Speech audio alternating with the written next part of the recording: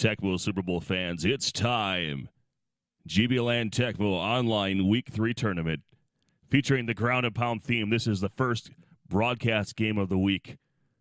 And we look to the image of NFL great Herschel Walker, who, as a second career, decided at the tender age of 49 or 50 to get into the mixed martial arts scene. And so we see him decimating an opponent there on the ground.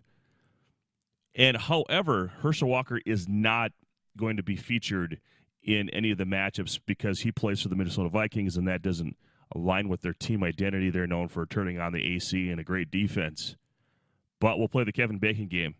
Herschel Walker's trade to the said Vikings led to the eventual acquisition of Emmitt Smith and a crap ton of other draft picks, and we all know what happened years later with the dynasty that was the Dallas Cowboys in the mid-'90s. So we're talking about Joey Gatz and Nilva in a matchup today in Ground and Pound of Week 3. And again, Ground and Pound, every matchup, the team's identity is going to be running the ball. They'll have an elite running back. Let's break it down a little bit further, though. I'm going to welcome back some Ground and Pound of his own, throwing his mic into the garbage, and coming back with a Blue Yeti. Dull Riddler, Eric Kuhlman, how you doing? I'm doing good. Sounding sweet as heck over here on this new mic of mine. I can't wait to just do some work with you. No more crackling. And a lot of you were spared this, but we had all sorts of stops and starts, restarts, because someone had to scratch something and it would pick up every single movement. So the Blue Yeti, not a bad product, probably the most popular streamer mic out there, and now Eric's got it. The Riddler, he's going to be able to, you're going to be hear him nice, loud, and clear. We're really excited about that. So, but just moving past the technology back to Tecmo, we'll talk about this matchup here. First broadcast of the week, Joey Gatz and Nilva. Now, when we talk about Joey Gatz, there probably isn't a more known player in the Tecmo Super Bowl scene in the last 3 years. Joey Gatz won back-to-back-to-back Tecmo Madison championships. Renowned online player, won the first ever Tecmo Players Champion in Chicago last year, has won numerous championships online. He's probably the number one feared opponent when people go to tournaments. Oh, Gatz, you don't want to run against him. Now, go to the opposite side of the coin here, who Gatz is playing in Nilva. Here's a guy that outside of messaging on Discord, do you want to be in the tournament? I've never played the individual. I have absolutely no data on his ability, and I'm assuming the gender here, so someone's triggered somewhere. But Joey Gatz, the known, Nilva, the unknown. Have you heard anything about Nilva? What data do you have on this guy? This guy's a mystery. Yeah, I mean, I've been on the online scene quite a bit this last year, watching leagues, playing pickup games, and I've never even seen this name before. So I'm wondering if it's a different name that they're using, because sometimes players pick different names, especially if he's playing Gatz, and this is going to be a close game if it's on the stream. So he's going to be a good player. So I'll be. You make that assumption. How dare you assume my score? I'm assuming if it's a streamed game, it's going to be a good game. That is the intention. We try to avoid the blowouts here with the broadcasts that we do choose. Anywhere between with 36 or 34 participants, I believe. So you've got somewhere around 14 matchups. Usually at least 2 of those desync, and you hope for about 6 or 7 good matchups in the midst of those. So week 1 we had 7 broadcasts, and we had 6 for week 2. So far, so good with the week 3. So we'll see what, by the time we're done recording all these, how many we'll have. But so Joey Gatz and Nilva, let's look at the matchup that was selected. Joey Gatz won the toss as player 1, and he chose the Detroit Lions, and Nilva selected the San Diego Chargers. So a little Detroit basketball shout out to the Retro Sports Gamer crew. I don't have the Detroit basketball logo macro going on this stream like you guys have, but you know what? I have to hold on to something here from Green Bay. So you get the Green Bay layout. But let's talk about Detroit Lions, San Diego Chargers. What are the matchups? players watching at home, players that would call a matchup like this, why would one team be more appealing than the other? Well, first, when I heard that I was doing a Gats game, I wasn't surprised when I saw San Diego involved. Gats is just great with San Diego, so he called that matchup, probably hoping to get San Diego. But Gats is comfortable with every team. As far as this matchup goes, the Lions have a lot of offensive weapons with Barry Sanders, obviously, and they got Rodney Peete can run. He's not the most accurate quarterback. He's got some big catch numbers for Detroit receivers, not that much speed. The problem with Detroit on the offensive end is their offensive line sometimes can be a problem. And with San Diego's defensive line, if some of the conditions change, you will start to see some popcorns here. There's a lot of 19 hit power differences. They get to 25, it'll be a lot more frequent. On the flip side, for San Diego on the offensive end, it's all about Marion Butts. How slippery can Marion Butts be out there? Slippery butts. And then there's the choice of Tolliver or Vlasic at quarterback. Tolliver has the high passing speed but low pass control. Or Vlasic, the pickle man. He's a little bit of average both ways and can throw a little bit more jump balls. But San Diego's receivers are pretty pedestrian, minus Anthony Miller, who's got good receptions but not the fastest guy. On the defensive end, Detroit has some decent options. William White at DB4, who does have 56 interception. Michael Cover at linebacker 1. The problem with Detroit is their DB1 is one of the guys that can be picked on by a lot of different people. Though Anthony Miller is not that much faster, but you might be able to see some burn routes there. On San Diego's defensive side, they have one of the best DBs at DB2, Gil Bird, as far as interception goes. But he is in a difficult spot to man if you're not skilled at diving. They do also have Leslie O'Neal, linebacker 1, and Seal up at DB1. So a lot of options there for San Diego. So this would be a good matchup. I think it really comes down to how does the offensive line for Detroit hold up, and if Peete tries to force in things against Bird. I could listen to that for hours. Listen to that clarity, that microphone clarity. Eric Kuhlman broke it down for us. Thanks, Eric. Da Riddler with me. This is Trojan 1979. We're watching Joey Gats and Nova, Week 3 Ground and Pound. Let's do it. So you never really did answer which team of these you'd want. I seem to struggle with Detroit. So I'd probably take San Diego. Plus, I like to be able to feel confident about stopping people. And so I tend to like for some defensive player that can change possession. Oh, and this won't stop anyone but himself. Nova with the onside kick, definitely not intentional as player 2. Online leg, whereas it's ugly hat. Here's a weak side open formation for Joey Gats to open this.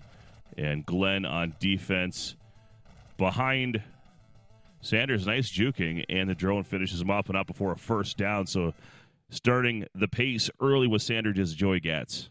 That's a play designed to go right at Bird, and no linebacker 2 that's strong, so the rush in is not as consistent. Sanders buying time. Blocking, holding up remarkably well. Oh, what a juke. 20, 15, and taken down. First down for Joey Gats. Normally you see the drones really getting after a bad offensive line like this, but here comes Peete, keeps it on the ground, and gets about 9 yards, just short of the marker, and will be second down. Yeah, right now I don't think the offensive line is going to be a major problem unless conditions change, because there's a lot of 19s, so popcorn will be a lot less common. And the back of the end zone completion to Richard Johnson is good for a touchdown from Joey Gats. So, didn't take long. Rodney Peete and company, 6-0. No rush on the extra point. It's 7-0, and Nova's turn. He took a run there. Everybody was open for Detroit. Joe Caravello's spotting out here. Usually you see Rod Bernstein. Every player puts their time into the OTAs. 1st and 10. Pro set formation. Really backed up here is Nova. White on defense for Joey Gats, and a nice drone support there. Takes Nova's running back down, Marion Butts, and that is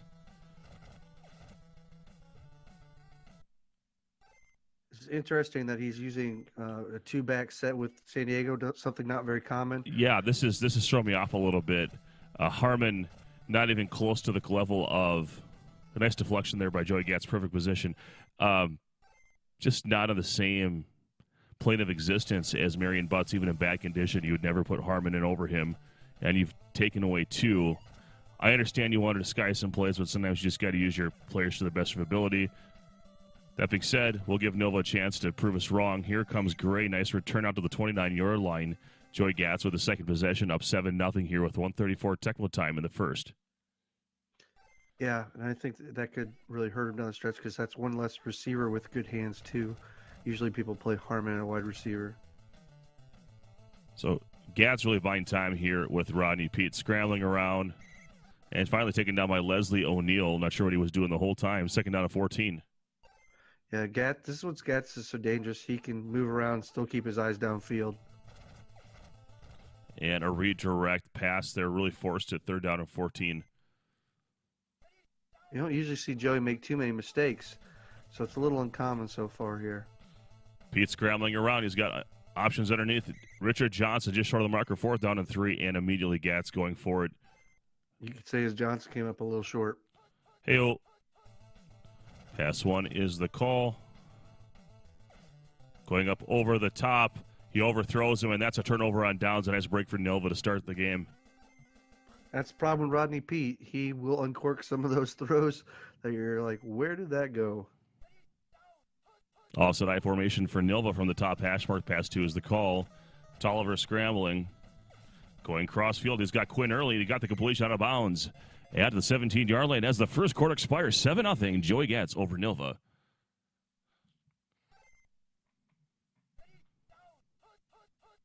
Back to the pro set tee. This one's called. Marion Butts. Nowhere to go. Loses a yard. Get out of bounds, though. That does help.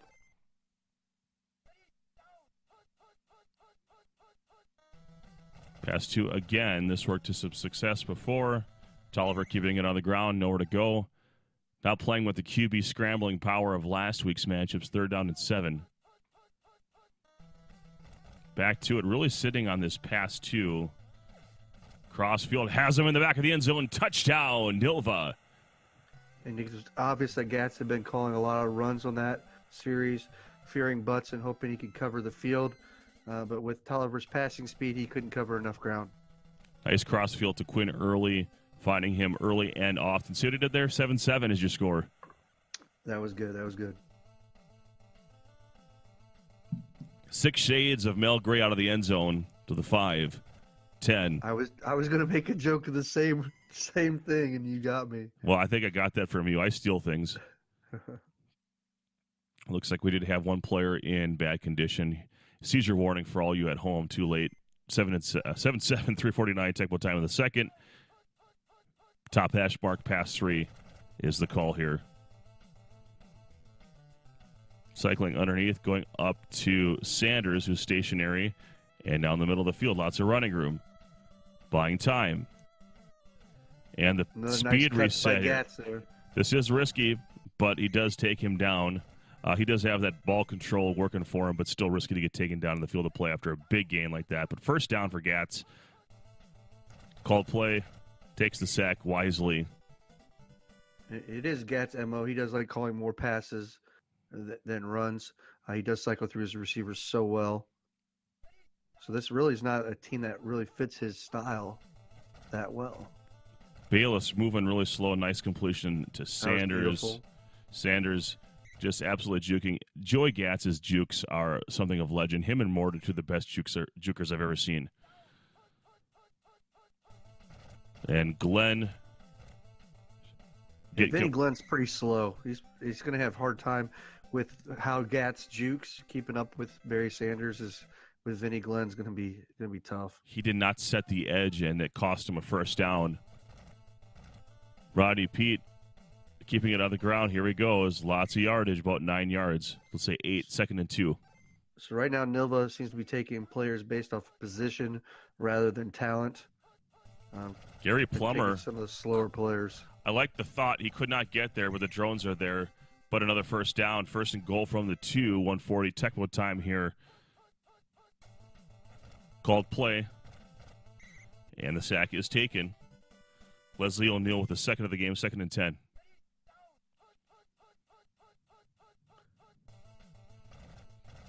Not understanding the choice of Plummer here.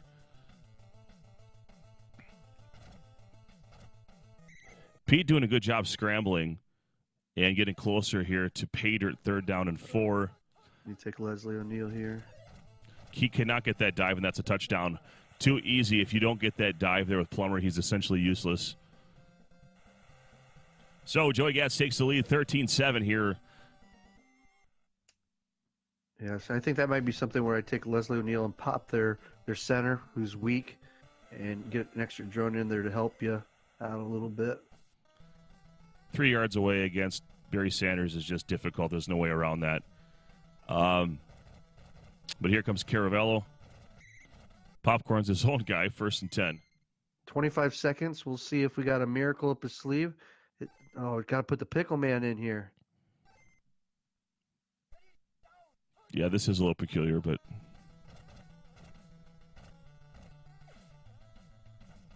And okay, so this will be one last play here. Does give him some room to back up and throw. He had 10 seconds. I guess if he did hit a call play, he could take the sack immediately.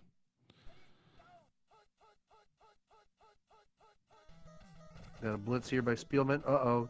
Drone down. Can he maneuver away from the drones enough time? Didn't look like he tried to. Going to Miller. There. If this is out of bounds, it's not even close. You got to give yourself a chance. Welcome to halftime, by the way. Joey Gatz leading Nilva 14-7. That slow passing speed of Vlasic does 2 things. One, it gives you a chance for a JJ, and it gives your receiver more time to run down the field. Secondly, I really would have liked to see him put Marion Butts at wide receiver there as a down the field threat at the end of the half there. But hopefully he can take those notes down and try that next time. 100% agree there. Caravello with another return and out near the 10, 1st and 10. No condition check to start the second half. Pro set formation. Dive play. 2nd and 7. Not a huge fan of taking the dive plays and bouncing to the bottom. I think you do a little better come to the top. Crossfield, that was probably the one guy you didn't want to throw to, just based on where Gatz's man defender was. And even if he wasn't covered, he probably would miss it. Throwing that cross pattern, you almost have to throw it from the top. And run through, we haven't seen a lot of this yet.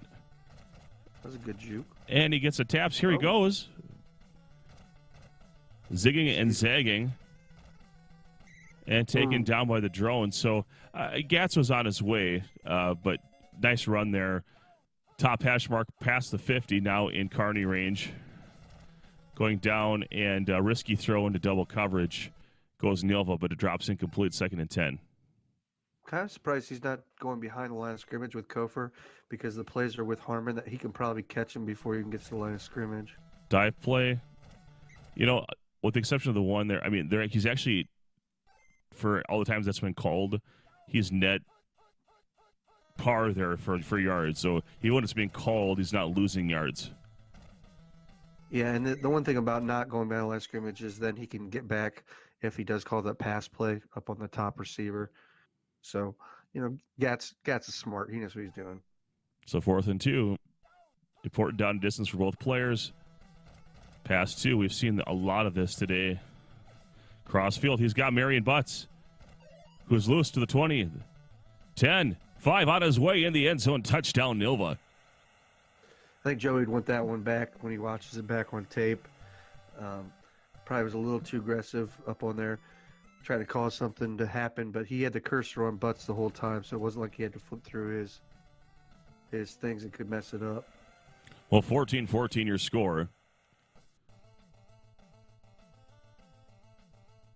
And this goes back to Gatz, who will trust in his offense. Here comes Mel Gray out of his end zone.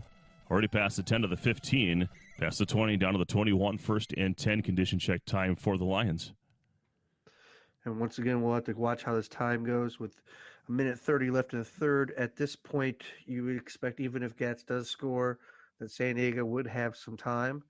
But we'll see how judicious Gats is with moving the ball down the field. If it's anything like his first drive, it won't take long. He wouldn't even need the entire quarter. Weak side open. Sanders with a nice juke, just like that play before. And now he's got the blockers going for him. That was like real life Barry right there. Real life Barry was just a showstopper, man. He was fantastic. 1st and 10 for Gats. 36 seconds Tecmo time in the third. Gil Bird is finding himself being run directly at. But he does have some good drone support, so only 3 yards there. That's a win. Yeah. I teach a pop culture class in high school, and we're in the 90s, and I had shown them highlights of Barry to high school kids that didn't know about him. That was always a good thing to watch. They're like, oh my gosh. He was awesome. Welcome to the fourth quarter, 14-14. We got a tie ball game. This is exciting, folks. Good condition Barry Sanders. We've got an excellent James Wilder. For what that's worth, 3rd down and 1. And here comes Sanders to the races, but he gets taken down by the drone. Was that Gary Plummer? It was. He was kind of sandwiched between 2 drones, one high and one low. That there was really nowhere to go. Gary Plummer heard us talking trash about him before. I'm clogging that hole.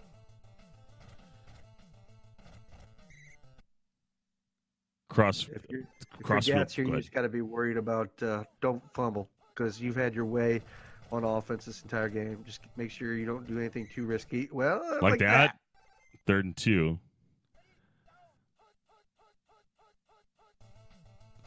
Pass one's the call. Honestly surprised he didn't just tap one more time down to the running back 2 there, but I think he's being safe. You know, he knows he's in good shape here. Call pass 4 there, and I think that's Nova's going to be taking that away here. Pass 3. Gats wants to leverage the maximum speed of Rodney Peete. That play does essentially the same thing there, creating that isolation of the stationary receiver on the opposite side of the field. This is where he's got to take Leslie O'Neal here. This is touchdown. Yeah. It should have been, and it is. So, Barry Sanders with his... Was this his 3rd touchdown of the game? I mean, it's... No, Richard Johnson had the first one. My apologies. But Barry Sanders having a great game so far. Should be over the century mark for the rushing yards. 21-14 your score. Maybe someday we'll get a plugin that tells us the built-in stats as like a separate emulator plugin or something. That'd be fantastic. I think the fans would love that. Someone talked to Brewdog. Caravello dancing around. Needs to get a touchdown on this possession. There is a lot of time. Called run 3. Uh-oh. Breaks free, though. Get in the middle of the field. Oh, no. That was a nice run. That one back. Yep. Pass 2 for like the 30th time.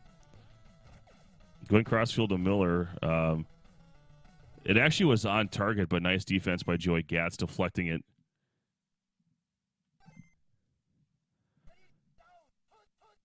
Back to the pro set. This play's worked somewhat. Just not getting the blocking that he'd like. And again, being sort of limited here with the options. 149 Tecmo time, pass 1. Really good drone coverage here. Only one guy open and then going cross field and double covered. So 4th and 9. Yeah, the drones really helped out there, because Tolliver throwing deep is not really what you want. So run 3 is the call. He's got the block. Oh, if he fouled his blocker up. And that's unfortunate. Nova turns it over on downs there on a run 3. And here comes weak side open. Run 2. Sanders with some running room and a blocker. Yeah, I think... and there are the drones. Those of you that aren't real familiar with how to stop weak side open, taking DB4, that time he took a slower DB3. But the linebacker 1 on San Diego was actually a good player, and that's probably one of the better players against that play. Linebacker 2 is the best because you can run straight in. But just So, something for those of you that are not familiar with that play. well, there's your ball game, 21-14. Joey Gatch just running the clock out there with Barry Sanders. Despite taking like a 20-yard loss there, it still has 137 yards on the ground with Barry Sanders, 171 overall on the ground. So, yeah, just a game that, despite how close the score was, it just felt like Gatz had a little more control there. Obviously, the 4th and 3 on that overthrow was what kept it close. Nova played well, but not well enough, and Gatz bounces back, who is actually now 1-2 in this tournament. He lost his first 2 games, so just an interesting tidbit. He's ready to bounce back and improve his position. So he's going to be on a tear. He doesn't lose often, and when he does, he usually takes it out on someone. So despite that, Nova hung in there, but Joey Gatz takes this one. So I want you guys to stay tuned. We'll be back with another game right after this. And we're back. Welcome back, Tecmo Super Bowl fans. This is Trojan 1979. I still got DeRiddler with me. More ground and pound action for you here in Week 3. Swamp, PC1, and Humiliation. We're doing a Washington Redskins and Denver Broncos matchup. Boy, this is going to be fun. Why don't you break it down? Yeah, these are two of the kind of mid-level teams. They're pretty commonly picked. Washington has some superstar receivers. Rippon's got low passing speed, so you get some nice floors for Gary Clark, Art Monk, and the speedy Ricky Sanders. And you still have a solid running back at 50 max speed with Biner, and you have the option to use Kelvin Bryant as well. Denver on the offensive end has John Elway's speed and his big gun with some really good receivers and a really good running back. So it comes down to some defense here that we'll get into as the game goes on. Decent return out to the 14. Here's a sweep down to the bottom. No, but it's a play action. Humphreys over Rippon, and it's deflected immediately by Mecklenburg. So Swamp PC1, Humiliation, kind of the Biner versus Humphreys Bowl here. Let's see. This is actually a rematch of Super Bowl 22. And I was a nice scramble there by Humphreys there. I was a huge John Whaley fan growing up. And they jumped up to a 10-0 lead before Doug Williams and company just opened a train on them in the second quarter. Biner with a run to the bottom and a 2nd down and 4. So a few interesting things here to start. There people choose between if they want Humphrey or Rippon. Humphreys is got the better speed. He's got a normal 13 speed versus Rippon only has a 6, but he has a little less pass control. This is pass 4. It's called over the middle. Nice completion to Gerald Riggs, who Tecmo Super Bowl happened to get the color of his skin wrong. He's actually of the Caucasian persuasion. Dennis Smith on defense behind the blocker, but the hog bounces him off. Here comes Ernest Biner. He passed the marker for the 1st down. That pass 1 there is unique. You don't see that play action play very often. The pitch to bottom to Biner. Biner's been busy. And looks like Mecklenburg with the taps here. Humiliation. Back to the pro set. This is going to be a dive, and Biner bounces to the outside. Nice lane here. Closes in a hurry out to the 21-yard line. 1st and 10 for Swamp PC. Moving the ball pretty effectively in small chunks here. A few things Humiliation's doing. He's taking Mecklenburg on defense a lot. He's a usable player, but against the Washington, make sure you understand that he does only have, I believe, 19 interceptions. So if it comes into a JJ situation, called run 3, and he's out of bounds. That could come into play.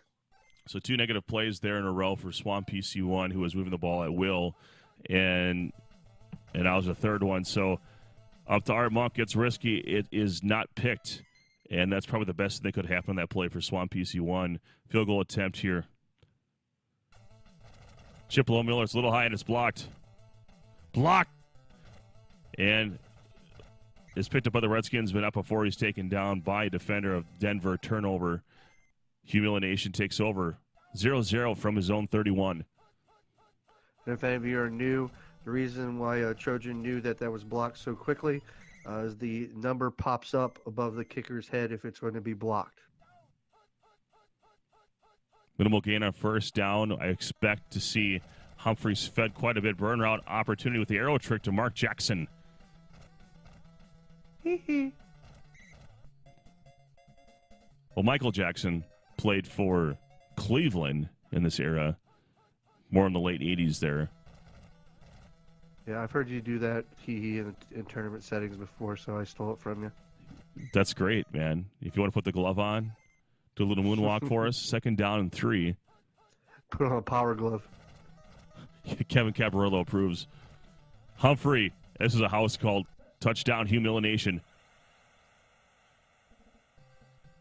It's a pretty effective drive there. That burn route really opened things up, and then finishing it off with the Humphrey score. On the ground, elite running backs are being felt early and often in this game. It is ground and pound week. Well, welcome to the second quarter. That didn't take long. 7-0 humiliation over Swamp PC1. Running game opens up the passing game. Gerald Riggs out of his end zone. To the 10, 15. No popcorn for him this time. And condition check time. Rippins and bad. Sticking with Humphreys. Don't forget to check our friend Kelvin Bryant. He didn't check Kelvin Bryant. He doesn't. Kind of surprised he's not playing Kelvin Bryant. He can catch the ball too. Well, as far as ground and pound blockers, wide receivers go. Art Monk has the highest hitting power in the game for wide receivers in 31. So he can kind of serve in that tight end role. I meant at running back too is what I would have played Kelvin Bryant at. Crossfield to Monk. The Hall of Famer, Art Monk, out past the 30 to the 33-yard line, 1st and 10. Especially with the pass 3 he has and pass 4, running back 2 catches a lot of those passes. This is a chop block run 3. This could be big, but it is bottled up. So a little break there for humiliation that could have been a lot worse than it was. And it gets frustrating if you throw it a wide open guy and he drops it. Going up to Art Monk. Wants it all. He's got the covered catch, and he's taken down to the 9-yard line. 1st down, Swamp PC1. That's Denver's big weakness. Their DB1 is definitely suspect. He has only 19 max speed and only 38 interception. Getting after it early, the drone misses it, but Carl Mecklenburg is there to finish the job. 2nd and 18.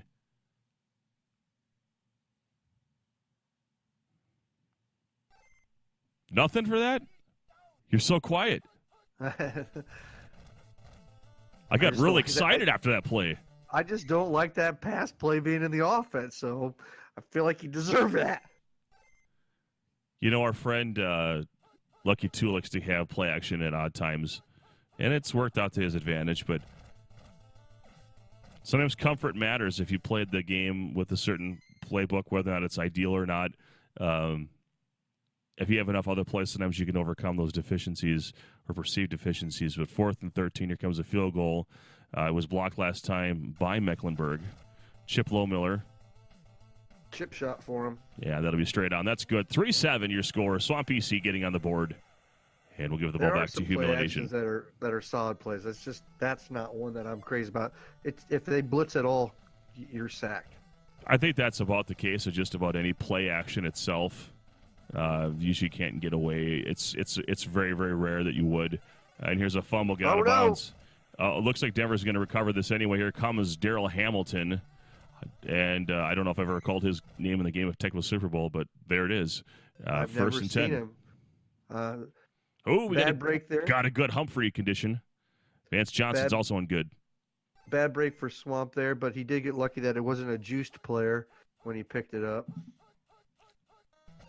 And dive play. You know, I think it was a little premature on the bounce out there, but here comes Humphrey, loses yardage. Sometimes you just got to go through and see what happens. I think when you get an elite running back, a lot of times you're looking to hit the home runs.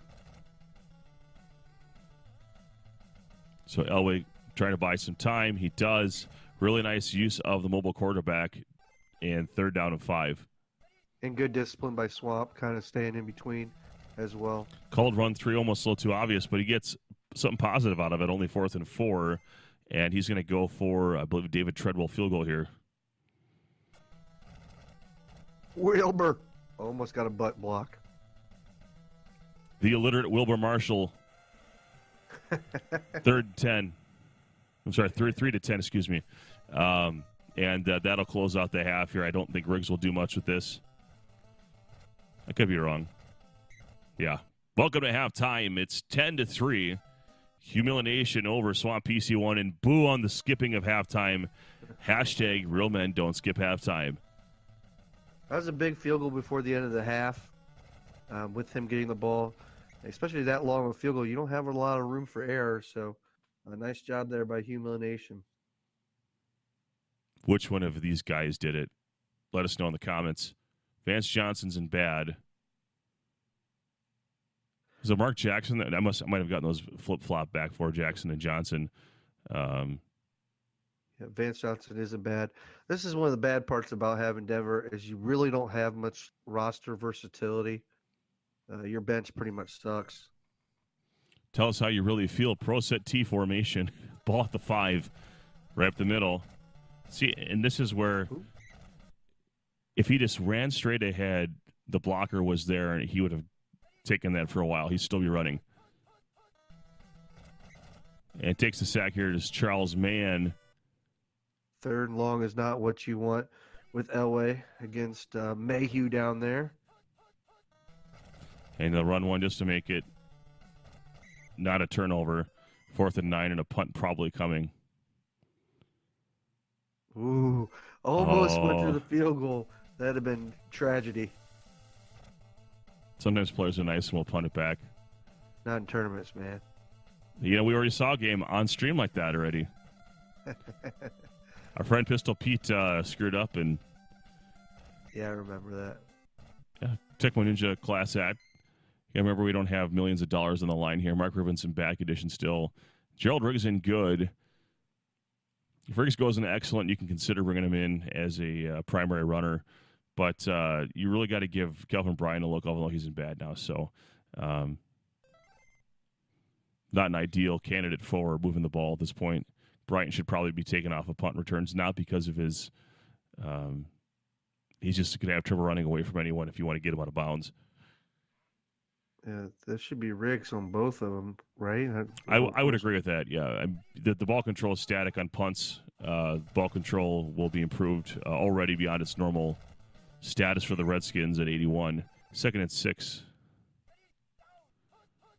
I'm not used to somebody taking Mecklenburg as many times as I've seen in this game. I mean, he's usable, but you see more of the DB4 with Smith or even linebacker 4 with Fletcher. He's really loving Mecklenburg today. Well, the pass control is, I mean, you can get some decent coverage, with him because the quarterback play on the other side of the ball is so poor.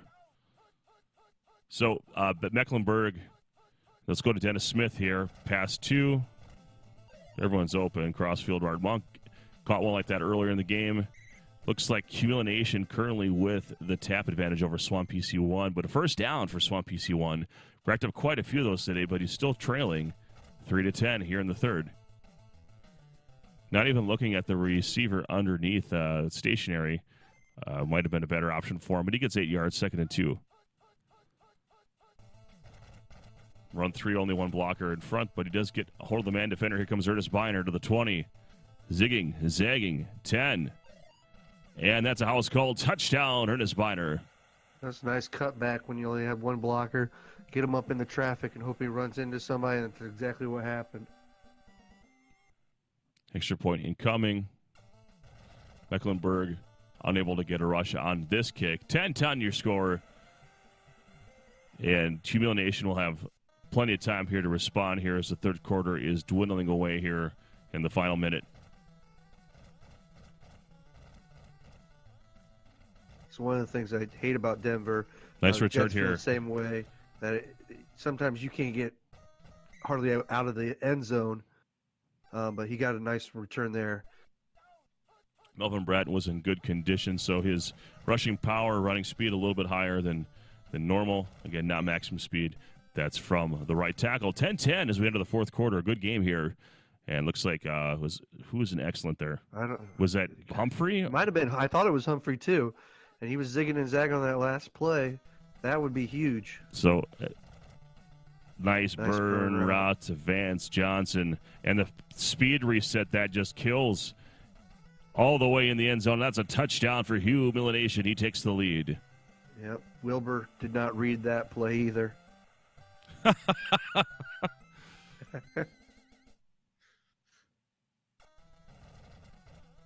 No That's rush just on the kick. sometimes trying to be too cute. Like you shouldn't be manning Wilbur Marshall. If you want to take an extra defender, you could take Charles Mann, and he would be just as good as Wilbur Marshall. Charles Mann was a stud in the league, man. He could play. So 1 and 10. That's our 1st and 10. Wow, I can't. It's late, guys. Just sometimes the brain interchanges nomenclature, and that's exactly what's happening to me right now. We do have a good condition player. I didn't see was at Riggs still. Yeah, the two of his good receivers, Sanders and I believe it was Monk, were in bad condition, and Clark was just average. So this is really working against Swamp here, but he is only down by 7, so it's still his game to tie it up. Call play. Risking it all, but getting the JJ attempt with the overthrow as it goes through his fingertips. It could have been picked, but it wasn't. 2nd and 10.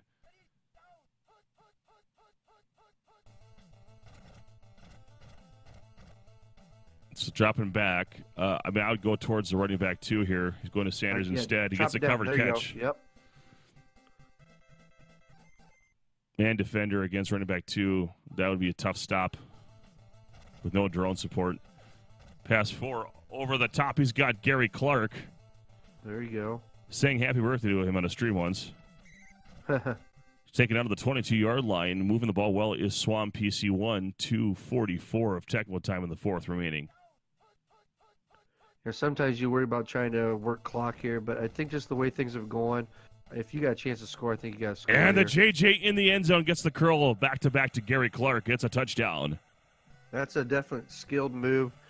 Most guys that are newer to Tecmo would not know how to do that timing route there. That was perfectly done by Swamp.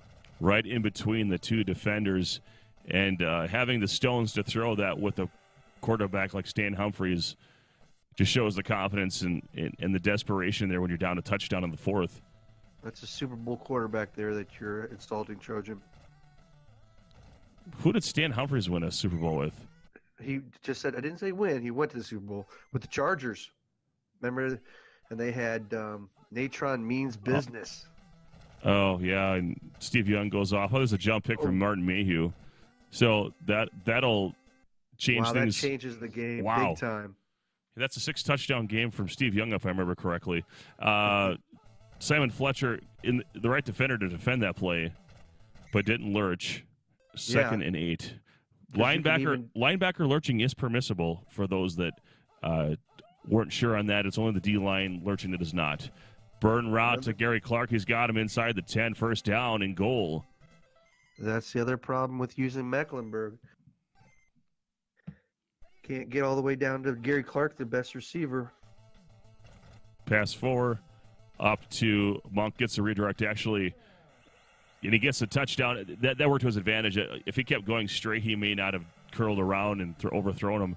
So Stan Humphries getting it done here, 23-17, late score after that pick. Humiliation must be sick. Stan the way I do. He probably drew that up in the dirt and went off play script there on that play. That's why he's a Hall of Famer. Melvin Bratton had a nice return earlier in this game. Still moving pretty well, looks like. If he can beat the defenders to the edge, he cannot get past the 20. Kubiak comes in and Humphrey, and that's not happening right now. Run 3, pretty typical, trying to make some more room. All right, does he make the subs? Here we go. Oh, bad condition. Well, it'll take even longer to throw him down. Maybe you put Humphrey at the tight end position or something. You got to get all of those. You got to get K out of there. He's definitely going to get down the field here. And a mistake to not call the play or make the substitution earlier because now the time ticked away. So if this is a called play, it's over. What does he go with? I'm calling pass 1. Call me. Oh, dang, that's pass 2. Go, run away. He's not there yet. Be close. This will make it. Oh, I was wrong. It was there. He made it, but it dropped. And double coverage incomplete. So, Swamp PC1 over Humiliation. Taking advantage of the one turnover of the game. Ernest Viner with 100 yards on the ground. Stan Humphries, 197 through the air. Elway, a 110 of his own. Bobby Humphrey only had 8 for 38. I think that kind of sums up a little bit that the Broncos just couldn't get enough out of the running game. You know, it was really a back and forth game that really that turnover is really the story at the end of the game there, that suddenly Humiliation loses a possession and doesn't have enough time to respond in the other direction. So, well-played game, very entertaining. Swamp PC1 triumphant in this one over Humiliation. So stay tuned. We're going to have another game for you shortly. All right, Tecmo Super Bowl fans, we're back. This is Trojan 1979, and I've kicked whoever else was in the booth, probably Eric. I kicked him out because he's playing in this game. Doe Riddler is taking on K. Molnar, and I brought in Angry J93 into the booth. How you doing? Doing great today, and I'm happy that there's a little room for me, and I'm able to contribute today. Well, only because someone else had to play. You know, we weren't going to bring you back. No, I'm just kidding. You're doing a great job. This week we're talking, the theme is ground and pound. Every team that is being selected has an identity of the running game. That's what they're known for, first and foremost. Let's take a look at this particular week's matchup. They are preset matchups that are available to the players. Denver Broncos, Washington Redskins. Why don't you break it down for us?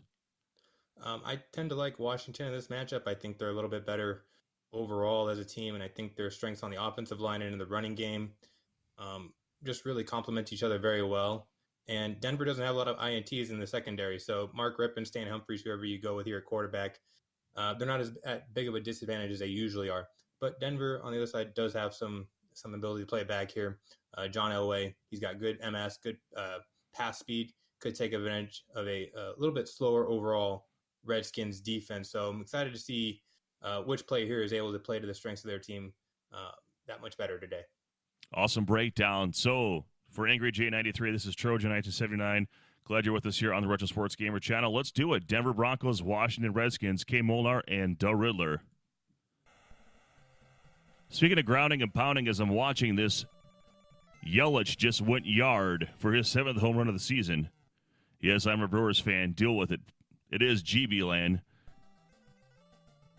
I think Yelich has as many home runs as the San Francisco Giants, which is my team. Well, my Blackhawks are into the playoffs, and your Sharks are. So we're all playing that. You know, take what the world gives you, I guess. Melvin Bratton out of his end zone to the 5, and a fumble immediately. It's bouncing around. Picked up by the Redskins. Oh, what a terrible start for K. Molnar. First and goal from the 2. The Riddler's got to be happy to come out of the press box. Just gets gift wrapped a fumble there. This should be a prime opportunity to get ahead. He's going to get the second half kickoff, so this is really a chance to get up by a possession or two and really establish the tempo of this game. Motion play here. Biner reversing his field. And nowhere to go. Second down and 2. Nice back pursuit by K. Molnar. Mark Rippon with the QB sneak and loses yardage. Third and goal from the 5. Usually that play is good for positive yards, but the Broncos, they were all over it. And we're going to see weak side open formation here for Doe Riddler. Good blocking up front, but not the backside, and is taken down. So K. Molnar standing tall here. Only going to give up 3. Yeah, it was a fantastic stand there. So 3-0 Chip Lohmiller with the chip shot. See what it did there? I'm following you. I get it. We didn't say that we're entertaining, folks. 32, Melvin Bratton out of his end zone. Coach didn't pull him out of there because he couldn't. First down and 10. All right. That was a great stand by Denver. Now they can try and establish their offense with some ball possession here. Called play. And Elway takes the sack. Wilbur Marshall.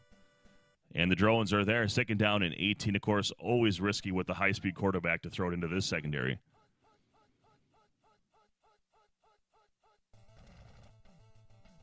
Bobby Humphrey right up the middle. Gets a popcorn from one of his blockers out to pass the 35 and out of bounds. First down, K. Molnar. So good rhythm here to start this drive. Yeah, Bobby Humphrey taking it to the ground and pounding it. Denver's more of a methodical team, but that was a nice run there. Humphrey back, reverses field. and has another big run out near the 30 and out of bounds into Redskins territory. First down. Another big chunk play there by K. Molnar. Nicely done. This time Elway on the pass 4 goes over the top, and the covered receiver is unable to make the completion. Second down and 10. Yeah, those CCs aren't going to happen too often with John Elway against this secondary. Gerald Green on defense. The cutback is there, but the drone is there. 3rd and 5. Wouldn't be too surprised if Denver goes back to the ground. Elway underneath to Bobby Humphrey. He's got him. 10, 5, and taken down. 1st and goal. That was a nice bit of bait there by K. Molnar, drawing the defender to Elway so that he can perform the easy dump off. And run 3 is the call. Green against the formation. And bounces off the grapple. Does DeRiddler, but the drone is there to finish him off. 2nd and goal from the 4.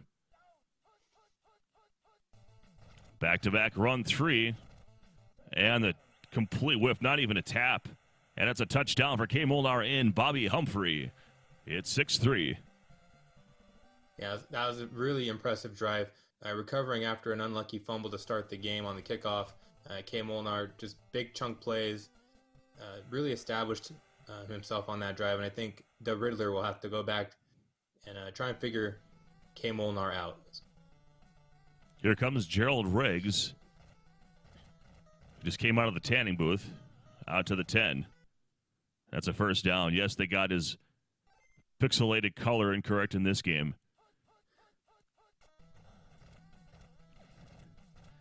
Gary Clark, he wanted the JJ, didn't get it. 7-3 here in the second. DeRiddler trailing K. Molnar. Looks like Rippon's going to be the quarterback here. He's a little bit slower, so it's going to be a little bit trickier to get him into the running game. Back to Clark. He's got him just. He did get the marker. 1st and 10. Weak side open formation. Biner cutting it back aggressive grain, and now he's got room to the 40 and out of bounds. So that's a first down for DeRiddler. Last time K. Molnar was able to bottle that up from the backside. Let's see if he tries that again. It's called this time. And a loss of 3, 2nd and 13.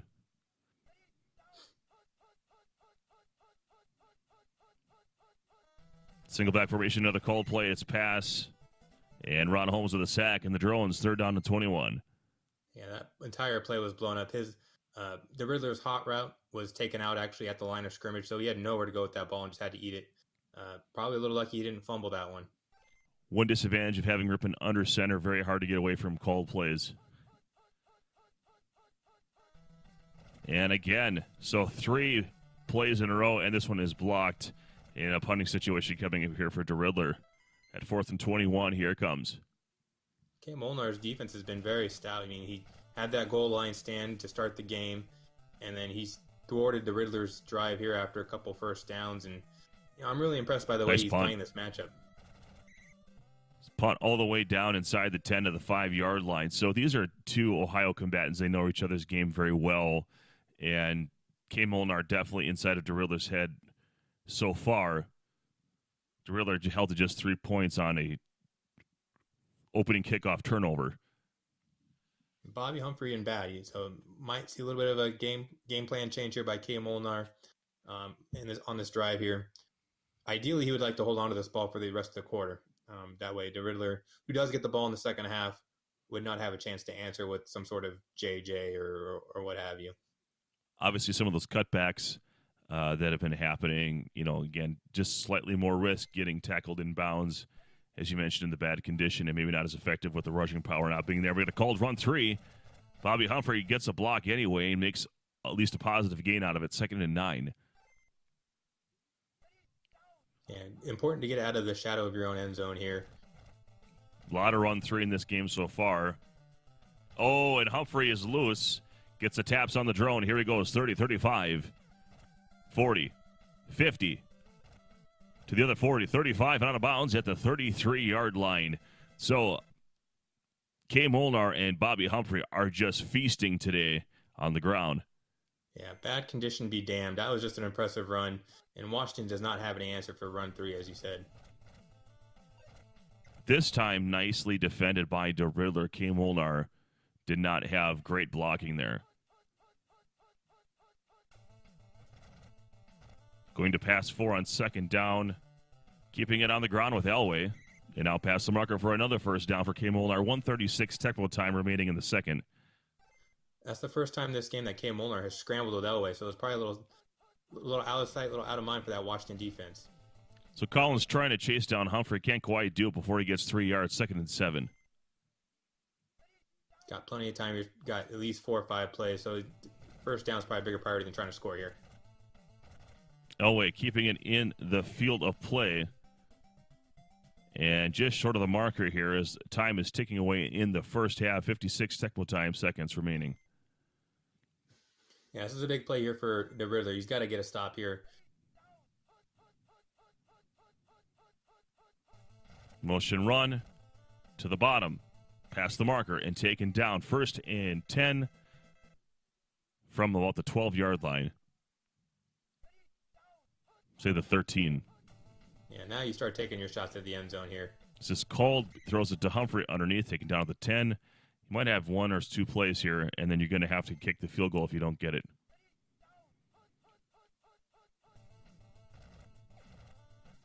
Oh, and the burn route attempt was covered. He threw it right at Mayhew, and it is picked off. So, actually a chance for DeRidler to go back and be here. Yeah, Mayhew is the one guy you just can't challenge in that situation with John Elway because obviously the jump pick, it's just a bad throw there. You got to eat that one. Now, my understanding is K. Molnar has the taps over DeRidler. I could be wrong on that. But going crossfield to Sanders, and this is out of bounds and has no chance. So welcome to halftime, 7-3 K. Molnar over DeRidler. I would say K. Molnar has definitely outplayed DeRidler here in the first half. Would you agree? I would agree 100%. Aside from that opening kickoff fumble for Denver, DeRidler didn't have much going on offense, and Denver's offense was obviously much more impressive with Bobby Humphrey just running all over the Redskins defense despite his poor condition. So, ripping in good. Despite all that, DeRidler still in the driver's seat if he scores a touchdown here. He can take the lead in this possession. Yeah, that extra little bit of mobility for Rippon is huge, and that extra boost in his PC. He's got some great receivers on the outside, and the Denver defense doesn't have a lot of high-end INT guys, nor are they extremely fast. This is the chance here for DeRidler to finally get his offense rolling. Yeah, Dennis Smith really your only manimal defender there in the secondary. And here comes Biner. 30. Taken down to the 31-yard line, first down for DeRidler. So grounding and pounding has been the theme today. Yeah, and Biner there with his high ball control, able to squeeze a few more yards out of that play by going into the middle of the field. Monk did have a step on his defender, and it is covered in complete 2nd and 10. From the top hash mark, this is a pass 2 call. A lot of guys open, crossfield, and just didn't take the time to cycle through there. I wonder if that was a mistap. I'm not necessarily sure how the tapping goes on those receivers, but his deep receiver on that top side looked a little bit more open than the guy he threw it to. Back to the same play with his much better drone coverage, going up to Gary Clark over the top, and it is incomplete. So, looking at 4th down now here is DeRidler, and I mean, you have to punt it here. Yeah, it's tempting to go for it, but those 3 pass plays, they weren't very impressive. I think just punting it away and trying to create a turnover here is the better option here for Washington. Oh, and just the one thing you want to do is kick it in the field of play. You always have the chance for another fumble. Answer your question, one more tap would have gone on that pass 2 from the wide receiver 1 to the tight end. 2 taps rather, and that that defender was too close to that wide receiver 1. So back to pass 4. Always scrambling. Bought some time for Clarence K. He's got him. And taken down at the 32 with the drone help, 1st and 10. Perfect example of Elway's just golden rifle from the pocket, finding that receiver with just a little bit of space.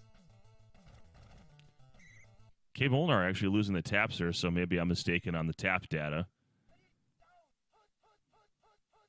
It's almost like they drop their controller when there's a grapple. 4-3. Taps don't really matter in NHL 94, do they?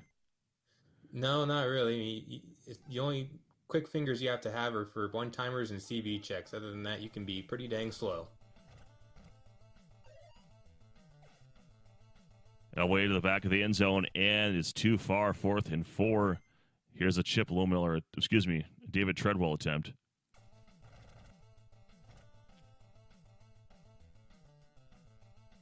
And it's good, 10-3. That's an important score there for Denver, getting the full possession lead now. And Washington hasn't done anything to really prove themselves on offense. So I think Denver here really playing this game very nicely. Brings out of his end zone to the 5. Runs out of room and taken down at the 8-yard line. Speaking of NHL 94, King Raff wins his own tournament.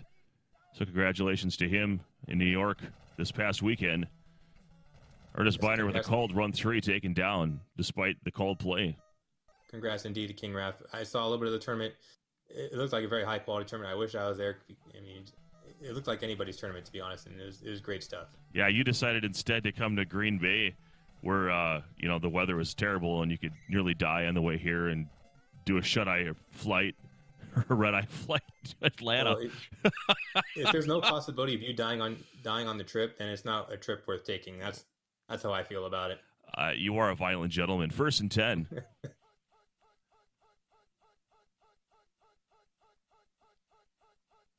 We'll have to figure out a way to do this with NHL 94 soon. Maybe that's coming, folks. We'll work on that. We're brainstorming. Don't you guys worry. Not sure what's going on here. They must have called Hut 15 in the huddle. Denver's very disciplined here. They're not jumping off sides at all. The guys aren't even budging. For those of you that are wondering at home, sometimes real life happens and you got to go answer a door or take care of a crying baby or maybe a Jehovah's Witness. But Simon Fletcher with the sack, 2nd down and 21.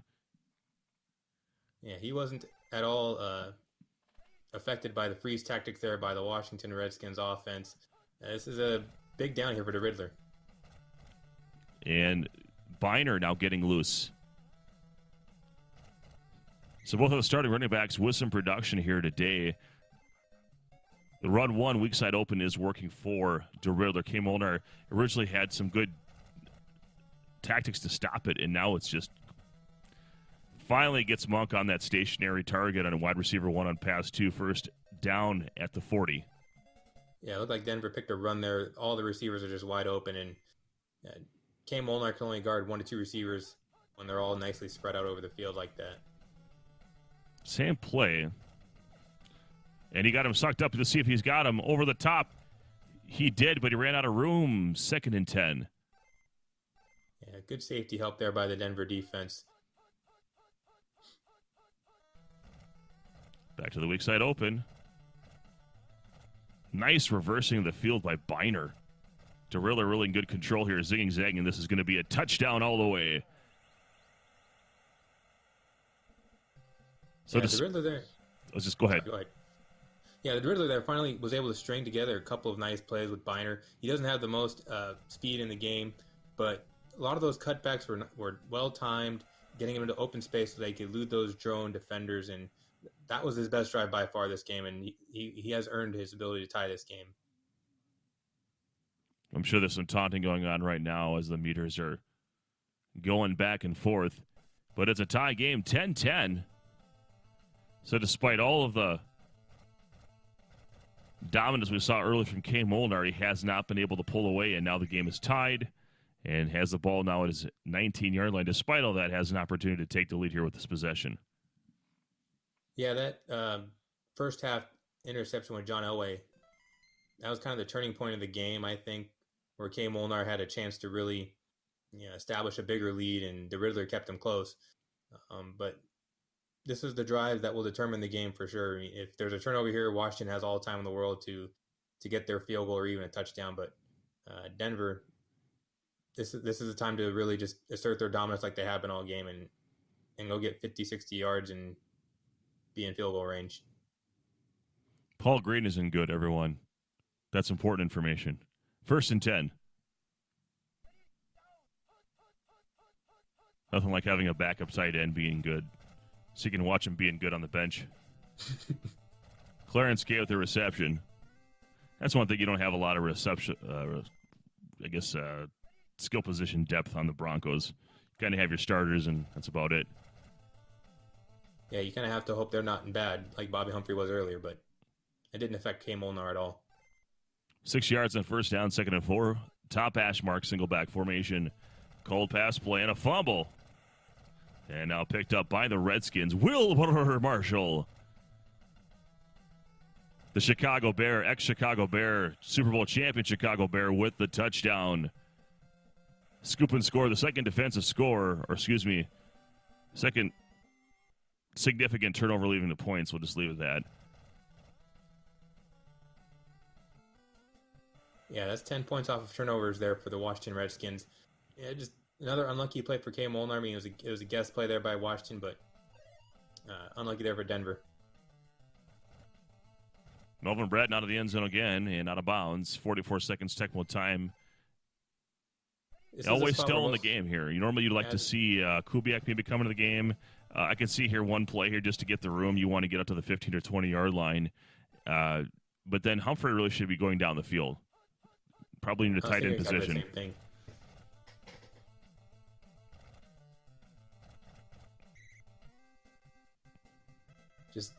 I'm surprised no Kubiak as well. It's not really sure what the chances are of a JJ here with Elway. I mean, I've seen it done, but there's just not enough time to get, did the right thing to throw it there. Kubiak gives you guys a chance to at least get down the field. It's harder to deflect. The one situation where that can work to your advantage is if the receiver is slower than all the defenders. They get behind him, and then that ball finally gets there right before they get to the end zone. Boy, and there's no luck for K. Molnar today. I mean, that's their game, 10-17. DeRidler didn't play all that great, but he did enough to win. He hung in there, took advantage of what Tecmo gave him. And K. Molnar, the Tecmo gods are really giving him the what for. Yeah, it's exactly how I feel about it as well. I mean, DeRidler did all you could really ask of a player. He kept himself in the game. He took his good bounces and converted them and got himself the points that he needed to win this game despite the lack of production on offense. And this is a tough loss for K. Molnar, but he's got to look at the positive side of this, where he was able to move the ball very nicely. And aside from a few just ill-timed decisions like the Elway interception late in the first half, overall he played a really good game. And if he keeps playing like this, he's going to get better results. Well, thanks to Angry Jay for your commentary. Thanks for everyone that's watching. Stay tuned. We'll have another game for you shortly. Take care. And we're back. It's Trojan 1979, still with Angry J 93 here in Week 3. Ground and pound, 8-bit, Lucky Tool. Let's take a look at the matchup we have going on here. San Diego and the Detroit Lions. Why don't you break it down for us? So I think this is a pretty even matchup, one that I really think will be an enjoyable game to watch because both teams have a great running game and the defenses have several manable defenders. So it's going to be interesting to see how these two teams try and create space and running lanes for the all-star talents of Barry Sanders, Mel Gray, and Marion Butts. So I think we have a really a classic game for the ground and pound style here. It's not actually the preseason. That's just how the game is selected inside of Tecmo Super Bowl for these kind of matchups. San Diego Chargers, Detroit Lions, 8-bit and Thule. Thule representing his hometown team of the Detroit Lions. Let's get it going here. This is Trojan with Angry J93 here on the Retro Sports Gamer channel. This is the Gblan online Tecmo Super Bowl tournament for 2019. Rod Birdstein out of his end zone. And there's one fun thing you mentioned or left out as far as sexual innuendo goes. The Chargers have it in spades. BJ Tolliver to Marion Butts to the 20. PG? That's their names. we in the first 2 plays we had a Rod, we had a BJ, and we had a Butts. And we can't get the Pickle Man instead? That's there too. Dennis Gibson with the sack, 2nd down and 19. There he is. Right on cue. Normally you pay double for that. I'm rooting for 8-Bit.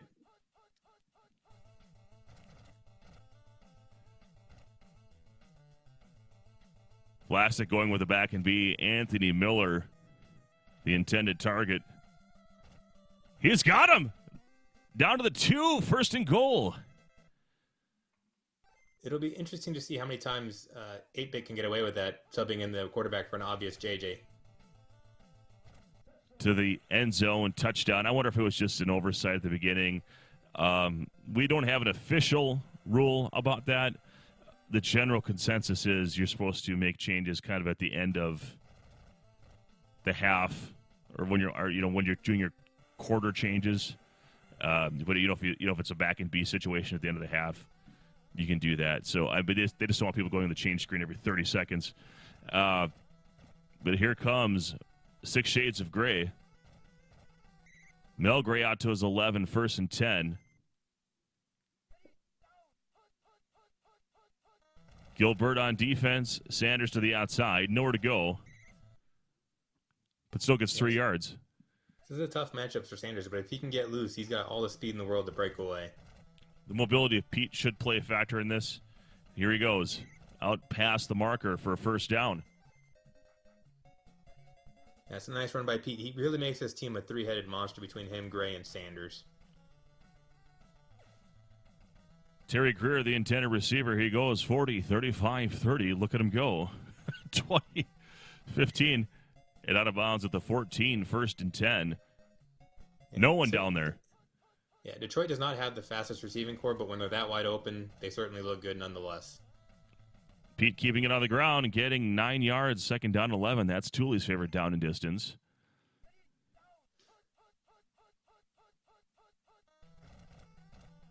And Sanders to the corner, no chance. Touchdown to the great one, the spinster, Barry Sanders. Ankle breaker extraordinaire. We got ourselves a tie game pending this extra point. Yeah, that was a good response there by Thule. Just using his feet with Pete and Sanders to the maximum effect, and then the one deep bomb to try and keep the San Diego defense a little bit honest throughout this game. So that's just a very impressive drive there. Here comes the Rod out of his end zone. To the 12, 1st and 10. Just butts everywhere on that screen. It's delicious. Over the top to Miller. The drone is there and complete. Good defense by Thule. Looked like he did a little bit of a button trick there. If he didn't do the trick, he would have had the guy open at the top of the screen. Crossfield to Quinn early is deflected again, so Thule getting really good angles on those deep throws. 1 second here remaining of Tecmo time. This will be the last play of the first. Sadai formation, 8-Bit looking at 3rd and long. Dive play to Marion Butts, tries to bounce at the outside. Really good defensive line pursuit. And a loss in the play. Welcome to the second quarter. 4th and 14 punting situation here for 8-Bit.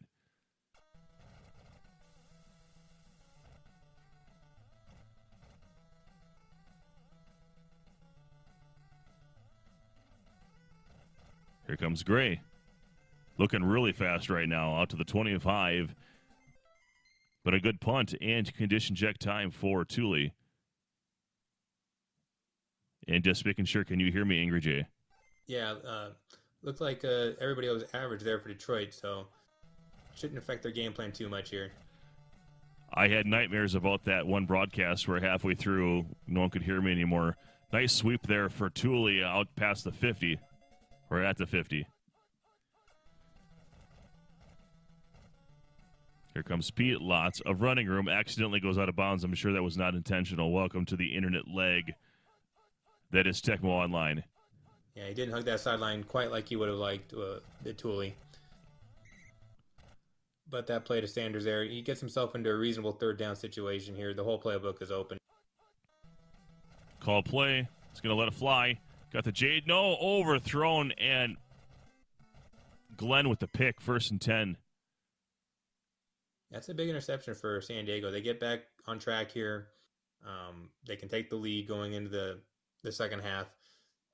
Kind of a forced throw by Tooley. He could have ate it and maybe been in field goal range if he took a couple of steps up with Pete, but it's hard to say when you're that close to the 50 and anything can really happen on those kicks. Yeah, I think Murray was right on the outside there of his range. But 1st and 10 for 8-bit with 3:21, plenty of time. We've seen a lot of offense so far as yardage is concerned. Here comes Bernstein to the 30. And another first down.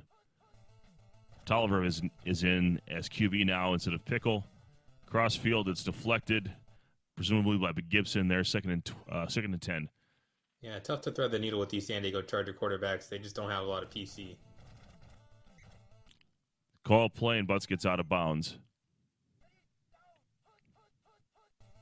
Looks like the defenses are starting to settle in here. I'm never one to criticize good players because I think both these guys are better than me. But I don't like having incomplete pass there. I don't like having a running attack that doesn't involve 4 plays from Marion Butts. I agree. It seems a little awkward to have Bernstein be Oh, a boy. weapon. That was almost a tackle right there. I don't think I've ever seen a punt get blocked. That would have been... Yeah, there's no something block. else. They just get tackled like you tackle the holder. But 1st and 10 for Tooley. So, game opened up for both these players, and now it's locked down. And Sanders now with a run. 40. 35, 30 out of bounds at the 29-yard line. First down, Tooley. Great patience there by Tooley in the backfield, allowing the defense or his offensive line to eat up that San Diego defense. In case anyone wants to know, 8-bit should have the taps throughout this entire game. That's one thing we haven't brought up. 8-bit has now reached the 20 mark at times with his taps. Completion to Dick in for the touchdown. Richard Johnson. Innuendo's just all over the place here today. Well, though they do have the most per one player name there in Dick. So he does have that going for him.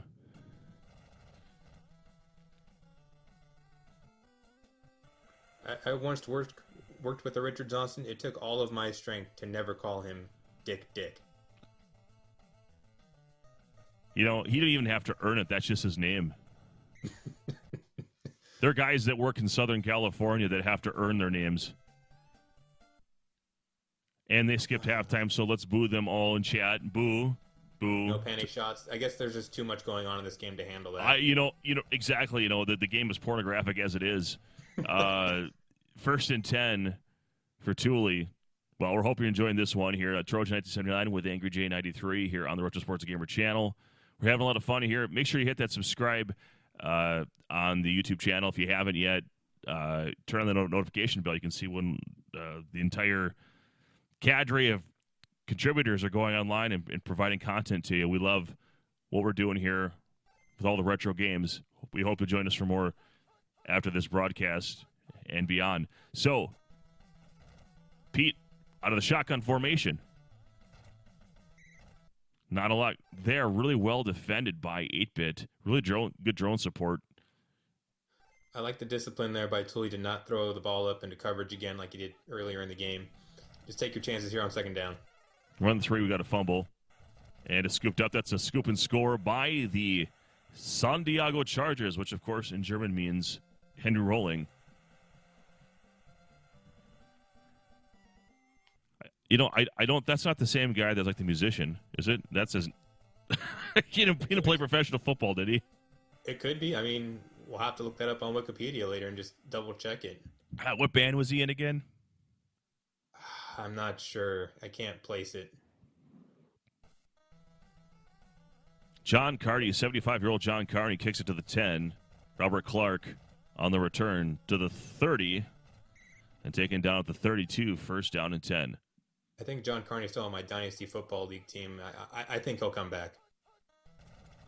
He's right up there with Adam Vinatieri.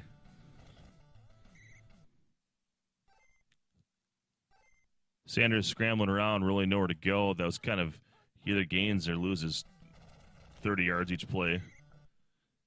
3rd down and 14. San Diego just all over the Detroit running attack now. Detroit's got to find a way to create some space for themselves here. 8-bit with the rare rush. Peeking underneath the Sanders. The completion is there, and this is a problem for 8-bit. Huge gain coming up. The good drone support kind of bottle up. Saved 10 or so yards there, but not before. A huge gain, and now in scoring position is Thule. Another run 3 is called again.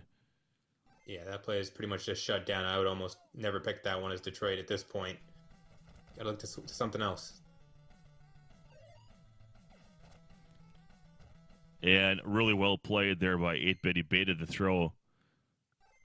Yeah, that play was 1-on-5 for 8-bit, and he covered all 5 receivers somehow. Just beautifully done, despite guessing the wrong play. And now 8-bit is down. Pete, oh boy, terrible throw to Clark there, out of bounds. A huge break for 8-bit. That was at the very least a first down and a big gain to follow. And now 4th and 16. You're in no man's land. You can't really kick it from here with Murray. Yeah, this is the gray area, and I'm not talking about Mel Gray. Huge run. The dive is missed. No reason to dive there if you're 8-bit, and that costs him 6. In the end zone goes Barry Sanders, touchdown Thule. That's just a baffling play there by 8-bit. I don't know why he would be doing that. I mean, diving on a play like that, and it's 4th and 18. I mean, he just did not contain Barry Sanders at all on that play, and Thule just took plain advantage of it. Well-earned touchdown there. I don't know if his turbo controller is broken. I don't know. That was a gutsy play call. I mean, he was in the gray zone. He could have easily punted it away. And he didn't even look at Thule's controller that time either, because if he did, he would have known. He would have called run 3. Crickets. Sorry. For first and 10. Cut out a little bit on me. And we have another one of those fun delays that involve online players. Maybe they're talking about why did I dive and that was stupid. And the guy is basically, we don't see this, but if we were to see the chat logs, there'd probably be something along those lines. Yeah, I mean, maybe it is a broken control. I mean, I've played guys in 94 online where they've literally broken the controller in the middle of the game, and they'll have to message me like, dude, I broke my control. I can't play anymore. We have to play another day.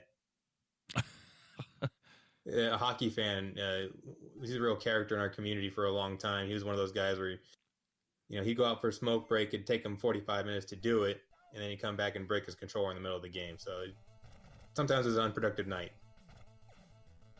Cross field through the hands of the defender, and it's tap time, and here it comes, 8-bit. That's the tap advantage we were talking about.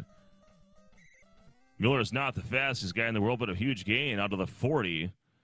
8-bit trailing, 14-21 in the third. Cross field, he's got Harmon. 10. And that's a house call. Touchdown, 8-bit. Yeah, 8-bit just marched down the field right there. 2 plays. Boom, he's in the end zone, no problem. I really liked what he did on that first play with Anthony Miller by engaging Thule in a one-on-one situation to gain himself an extra 15, 20 yards. Just, after that befuddling play earlier, nice recovery by 8-bit. Well, welcome to the fourth quarter. It's 21-21. As Thule takes that with Robert Clark, dodges the Rat Pack there and gets a decent return, 1st and 10. Sanders and bad. We'll see if he wants to put Gray in place of Sanders, but highly unlikely. Well, someone didn't like that idea, barking in the background. No, it's someone's knocking on the door, and now somebody's aggravated. Someone's a Barry Sanders fan. He's like, don't take him out. Rowdy Pete, this is what happens, folks. We're amateurs. We love the game, but we're glad you're with us. Man, 8-bit getting very aggressive with the defender rushing in. And in patient fashion, Thule able to maneuver around and get the first down using the throw underneath the Sanders. Not too often you see a player rush in with one of their defenders, but Thule eliminating the element of surprise and adjusting nicely here. The offensive line completely disintegrated there for Thule. Takes a loss, 2nd and 13, who seems to be basically living at the 50-yard line today.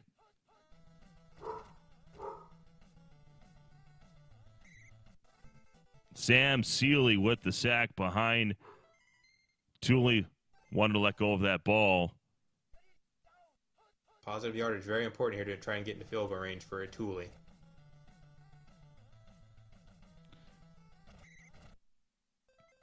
I don't know Another if that's enough. sack. It is not another 4th and go for it situation. I think you got to let the ball go at that situation and see what happens. Terry Greer, the intended receiver, is triple covered and an interception. Sam Seeley with the pick on to the 34 and first down for 8-bit with 2:05 Tecmo time here in the 4th. In the complete driver's seat here. He's got an excellent quarterback. It's BJ Tolliver. He's going to be just slinging the ball all over. If he gets an open receiver, it should be a catch. That's what it's going to sound like.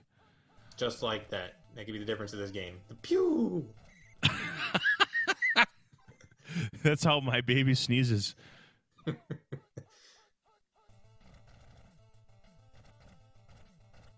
Oh, God. Here comes Marion Butts out to the 50, already in John Carney field goal range.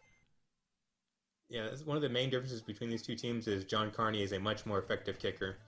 And like you said, San Diego already in field goal range here. I'm going to say this right now. 8-bit built a wall at the 50-yard line, and he made Thule pay for it. Yeah, I agree. That's exactly what put him in the driver's seat right here, and he's making the most of his situation. Completion to Anthony Miller. It's just slinging it as Tolliver. Nice play. He's almost in chip shot range here, especially for John Carney. It's just a matter of protecting the ball at this point. And Colfer can get after, but when you're this close, get out of bounds. That's my, I guess, one advice to 8-bit here, who already played this game, so he's not going to hear me. Do not risk the picked play. Another one. Did a better job there getting out of bounds. This does give Colfer a little bit more of an opportunity to get after it. And these two pick plays might give Thule enough time to have a chance to throw a Crossfield, he's got him in the end zone. Anthony Miller, touchdown. And running out of time here is Thule. 8-bit takes the lead. That pass got there like instantly. Yeah, that was a hose. That was probably the hardest throw I've ever seen in this game completed. That was Brett Favre-esque right there. His receiver might have a broken finger or two. I mean, it's not completely out of the question.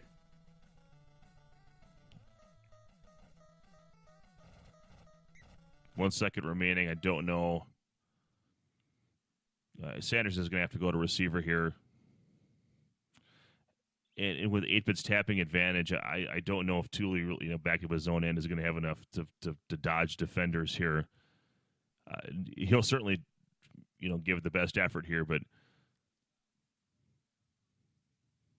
yeah, I think the toughest thing here for Thule is that he's in it on the 1-yard line. He's going to have to really scramble proficiently back here to avoid the safety and give receivers enough time to get open.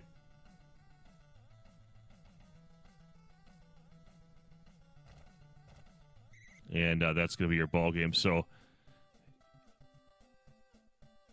I guess I'll like to see him throw it up and see what happens. But 28-21, your score. 8-bit came back and just played well enough defense. He didn't play great defense, but keeping Thule stuck around the 50 on I think 3 different occasions in this one. Yeah, I think you illustrated it perfectly that he built that wall around that 50-yard line where Eddie Murray just isn't an effective enough kicker to add 3 points on the board. There was 2 situations like that where 8-bit was able to build that wall, and those 2 interceptions as well by Rodney Peete really took Thule off the pace of what 8-bit was able to do on offense. I mean, 8-bit put up 4 touchdowns. That's that you can't really afford those mistakes that Thule had. But I think this is a well played game by both teams. They back and forth action. It was a really exciting game to watch, and it's a big win for 8-bit. And poor Thule, I think this puts him 0-3 so far in our tournament. And I mean, he's a heavy hitter, so that just shows you the talent in this tournament. There are no gimmies. I got to verify that. I could be wrong. I just know that he was struggling to start. But Thule drops this to 8-bit, 28-21. The Chargers over the Lions. So thanks to Angry Jay, we're going to have another game for you after this break. We'll be back soon. You don't even want to know about Barry Sanders, man. He does things on the field that just makes your eyes go all crazy. One time, I saw him running right through people like a cannonball loose inside a pinball machine. Bing, bing, bing, bing, bing, bing, bing, bing, bing, bing, bing. Yeah. And then Barry did this move. Sometimes I still see it when I sleep. And I don't sleep that much.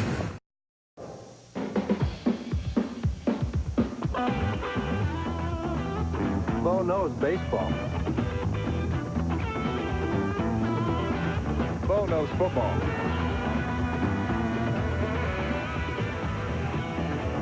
Bo knows basketball, too. Bo knows tennis? Bo knows running.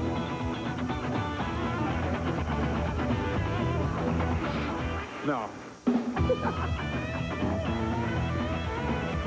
Bo knows cycling. Bo knows weight.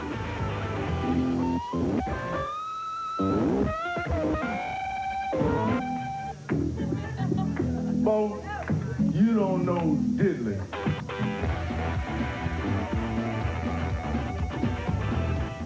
Tecmo Super Bowl fans, this is Trojan 1979 with Ryan McCabe, the ultimate weapon. How you doing? Doing great, Troy. Let's get in another game of ground and pound here.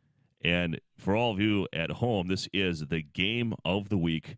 Here in week 3, ground and pound, Nelson 79 and the Tecmo Ninja. Two different players with very varied play styles.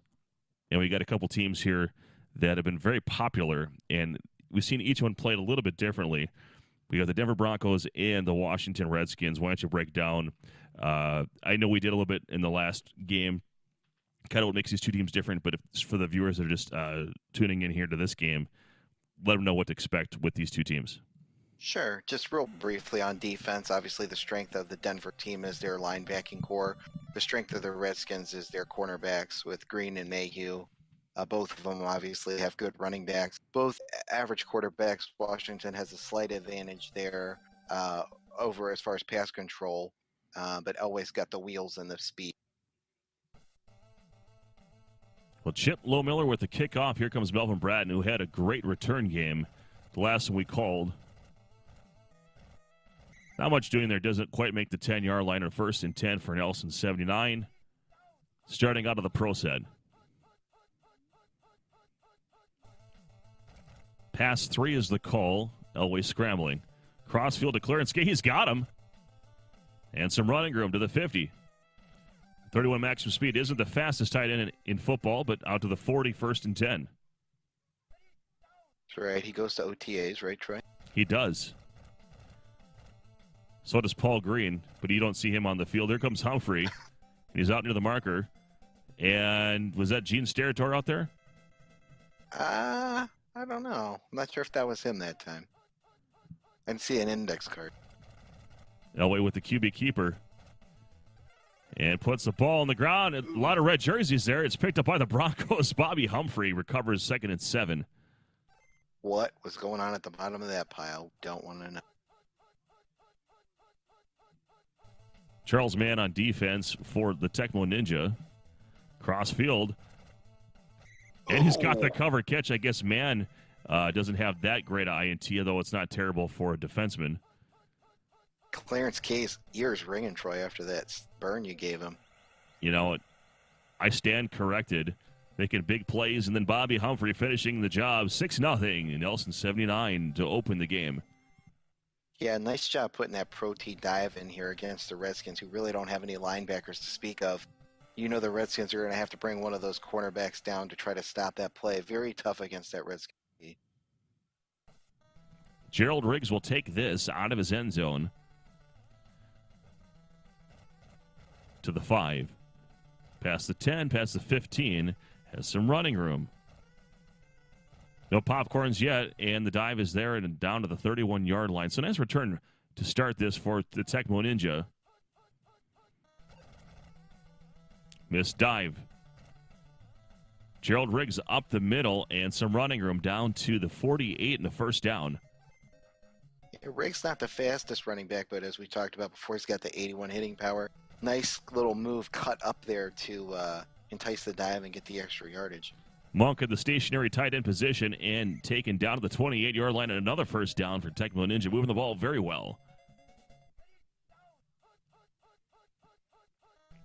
Steve Atwater, probably the right guy to stop run one.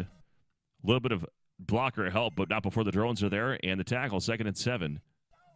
Yeah, Chris had the right idea there by going for his blocker, but just couldn't come through. Humphrey underneath the binder, gets the auto dive, and here he goes. 5, end zone, touchdown, Tecmo Ninja. A nice drive by Chris to strike right back and even the score. Extra point pending. The timing for that auto dive was splendid, and a joy to see. Those are the skill sets. Those of you out there that are not tappers, if you can control what the opposing defender does to you using the spacing, you're going to go places. Here comes Melvin Bratton out of his end zone as the first quarter ticks away. And out for a decent return, 7-7 here. Nelson 79 driving against Tecmo Ninja with a tie game. It looks like we do have one receiver in good condition. That will help out Nelson 79's cause. Ricky Natil's in bad. Vance Johnson is bad. In bad condition, not a bad player. Clarence K is still salty. Can't get any more even. 7-7. Both players got a possession. Both scored starting the second quarter here. Who's going to blink first? And that's a risky throw against Mayhew and company, but he gets the dive grab. 1st and 10. Nelson 79 is basically taking all of the conventions of Tecmo and saying, forget you, this is what I'm doing, and it's going to work. 2nd and 7. That can work for a time. Crossfield to Jackson. Just outside his outstretched arms, an incomplete pass, and looking at 3rd down and 7. Well, as we've said before, Troy, sometimes you got to expect the unexpected. You think that they're going to run the ball a ton with Humphrey, but speaking of, here's the pro pass. Here's the pro T dive. This could be a house call. 10. Oh, taken down at the 3-yard line, but it's 1st and goal. Chris knows he's going to get out tapped there, waits just long enough to get the drones down there to get him inside. See if he can force a turnover. Run one, and not any resistance there from the Ninja. And Bobby Humphrey, back-to-back plays, gets it down in the end zone. 13-7. Ground and pound is certainly in effect here. Oh, for sure. And like I said before, that pro T dive play, deadly against the Redskins defense. Almost, Chris has got to be thinking, I got to call this at least once in a while because that is just such a tough play to stop with those two corners. Well, exciting so far. It's Tecmo Ninja's second possession. Here comes Gerald Riggs. Had a great return to open before. This time doesn't make the 10. And condition check time. Humphrey is in good. Rippin in average. So Biner is in bad. Calvin Bryant may make the field here.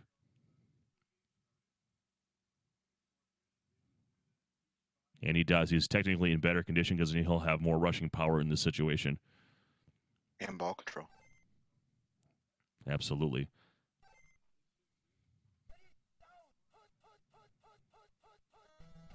Simon Fletcher doesn't even have to lurch when the play is called.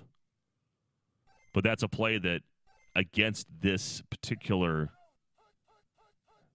defender in Fletcher, he's got the burn route, got him to Gary Clark. And here he goes. Huge gain, 40. Crossing field and taken down just short of the 50. First down for Tecmo Ninja. A lot of offense so far. Yeah, beautiful play. And for the people watching at home, both players using pro T dive. Obviously, great success for the Broncos against the Washington corners. Not so much early on here for Ninja against that outstanding linebacking core of the Broncos. Sometimes, you look at things like that and you say, well, do I really want to put this play in the playbook? Sometimes it's the way the players run the plays. Sometimes it's just the way the game unfolds. Another first down there for the Tecmo Ninja. Running up the middle. Gerald Riggs had a big gain on this play before, and here he goes again. Zagging the hidden weapon. And out to a first down near the 17 with 1:22 Tecmo time remaining here.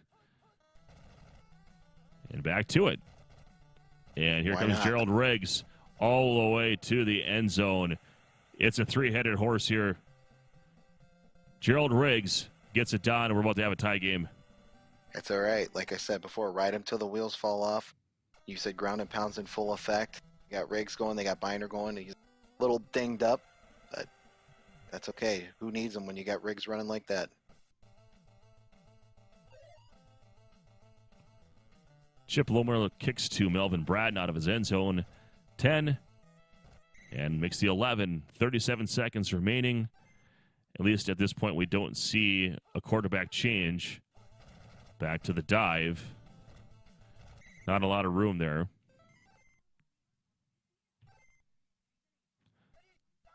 Interesting if we can see a long pass from Elway here and get him in field goal range. Risky throw.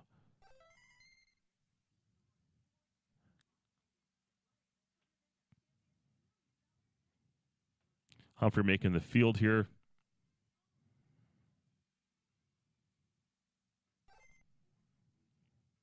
And given conditions here, the slower, even slower speed of Kubiak, if it's anywhere on target, will have a chance.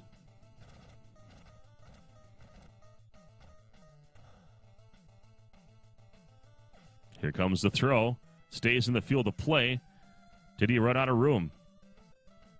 He's got on him in the back of the end zone. Are you kidding me? Touchdown, Nelson, 79 to end the first half. That's huge. Huge. Amazing play there. I mean, great timing there. Put Kubiak in at the right time. Humphrey on the burn route. Again, Chris has got to be sick about that. Yeah, they're probably talking trash in chat right now. Well, welcome to halftime. 21-14, Nelson 79 over the Tecmo Ninja. And a skipped halftime, and I want to punch you both in the face. I'm starting to think that online players just skip halftime. I don't know that I've seen one where they haven't. Prove me wrong, guys. Physical violence aside, hashtag Real men watch halftime. make it a thing, people. Well, back to the Tecmo in front of us here, third quarter. It's been exciting so far. Ninja, though, can tie this up on this possession. Yeah, it really has. It's been a great game, back and forth. Battle of wills. Nelson 79 getting that late JJ at the end of the half. Really the only difference of game. The one thing I have to say is, and this is just, nice drone support there with that deflection. Nelson 79 has had his share of breaks so far. Sure. It doesn't mean that he's playing poorly by any means, but I think he's leveraged some of those to the position he's in, that late JJ, which frankly was a good play, but that throw very much as well could have been thrown in the stands. Sure. That recovered fumble on the first possession that could have been a turnover that didn't happen, and of course the covered catch to Clarence K. Thank you. So we'll see if that comes into play. Looking for a little magic of his own here. Yeah, and that was a route that got broke off, and that could have been a lot worse. 4th down and 6. Does Ninja go for it here? He hasn't had much luck in stopping Nelson 79, and that's exactly what he's doing. Pass 2 is the call. And all of the receivers are covered, so he's going up to Sanders. Try to get him over the top here. He's got him. Beats everyone. Here comes Ricky Sanders to the 10. Beats him to the end zone. House call. Touchdown, Tecmo Ninja. This is one of those times, Troy, you just know the Tecmo gods are smiling down as you just gave that recap. And you're like, Chris deserves this one. He does. 21-21, Nelson 79 now has to probably do it on his own. Not taking anything away from his accomplishments. Here comes Melvin Bratton.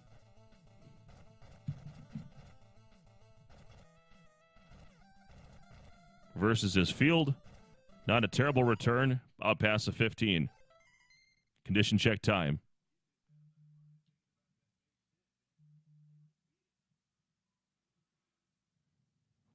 And if you're watching this game, I just found out during this broadcast that the Penguins are now eliminated from NHL contention. So if you're from the greater Penn State area, I'm sorry, but I'm very happy about that. Is your team still in it, Troy? No, they were never in it. No. Chicago Blackhawks are long gone. But I'm the two teams I'm sort of rooting for are the Columbus Blue Jackets, Tracy Rocker, and then also the San Jose Sharks. Kevin Cabarello being a Columbus Blue Jackets fan. Sure. I'm a big Kevin fan, so Sure. root for his team, because I know he's a season ticket holder. But anyway, Martin Mayhew, look at some call plays here, and there's a pick. We knew the luck would run up. But you got to be kidding me. It's bouncing around and picked back up by the Broncos. My. Nelson 79 can take the horseshoe out of his backside anytime. Yeah, just a quick shout out to Kevin. Look forward to seeing him in a couple weeks down in Tecmo, Columbus. Is it the 18th of May? It is. You kind of broke up there. Oh, I'm sorry. Yes, it is the 18th of May. Yes, definitely make it out there. I was there last year doing the broadcast. It's a worthwhile visit. He runs a great tournament. You will get serenaded by not me, but by Woodshed and Jim Sox. They will do a rendition of something for your entertainment. They always do. Yeah. Not only great guys and great songwriters, but great Tecmo players as well. Jim Sox has been a top 8 Madison guy. Took 3rd place, I believe, in Tupa last year. And then Woodshed won Tecmo Cleveland last year. So multi-talented guys. And Purple Haze makes it to that tournament, who's also playing in this tournament. And then also Eric Kuhlman, the Riddler, will be there. So these are all top guys. Of course, you got Mort and Louis Bunagle. Will find their way to be there, I'm sure, as well. And I expect some of the Chicago guys to probably make an appearance as well from this broadcast team. Hopefully, they'll be in full force. So back to the Tecmo game at hand. After that plug, here comes Humphrey. The taps are coming into play now. We're seeing it. And here comes Humphrey with a great run, 50. And he should gauge the taps now. I don't know why he's not, but reverses the field. And the difference there, Ninja being able to get away, actually saved him the touchdown. If there was a tap engagement there, that would have been the end of that possession. And looks like we have 2 excellent players for Nelson 79 as far as conditions are concerned. Elway is one of them. So that could be a major factor here for Nelson 79 going into the fourth quarter. Sure. Elway and excellent definitely changes the dynamic. Does increases already fast passing speed up, but it also gives him more control. He'll be up to, I believe, 38 maximum speed on the ground as well. So he'll be moving around faster than Vinny Testaverde.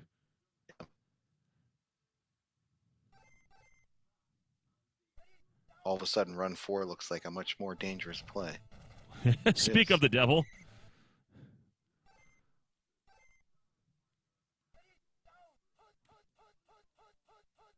Only 2 yards that time. Boy, always moving fast. It's almost uncomfortable. Look at the jukes he's got. That's a first down. Back-to-back runs with Elway. Now, looking at the 1st and goal. Humphrey to the top. Trying to get that dive. Breaks it to the inside. A little bit risky. You want to stay near the sideline if you can. And Humphrey to the corner. He's got the corner and a touchdown. Nelson, 79, takes the lead. Beautiful drive there by Nelson 79. We talked about some of the breaks he got earlier. No breaks here, just ground and pound and tap and dive, zig and zag. 28-21 is the score here. Nelson 79 in the lead. Tecmo Ninja, plenty of time, and there's been plenty of offense in this one. It's been exciting to watch so far. We hope you're enjoying it here. Yeah, we have an excellent Mark Rippon, so he's not a useless pile. He's actually a usable quarterback now. And that pass control is going to allow him to take some shots. Absolutely. Tecmo God's giving out good conditions like candy here in this game. Tecmo giveth and Tecmo taketh away. Let's see how it works out for Tecmo Ninja here in the fourth.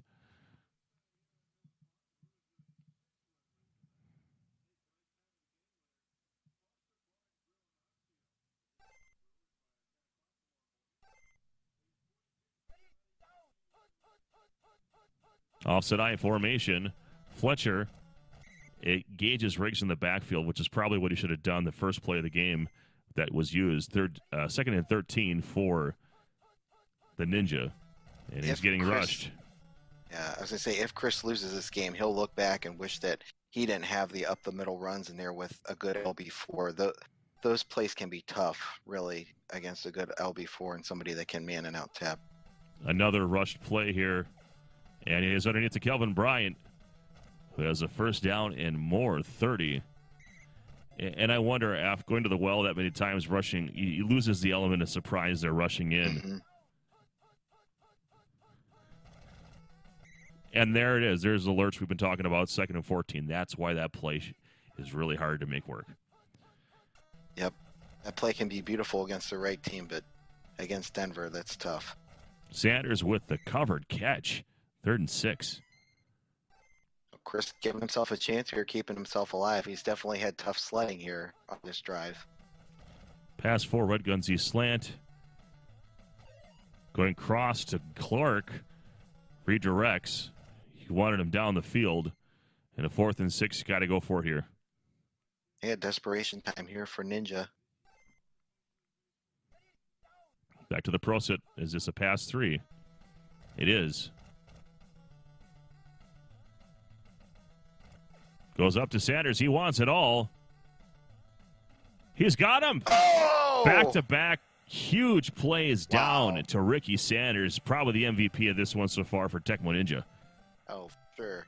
Ricky Sanders has had a couple great jump catches here in the game.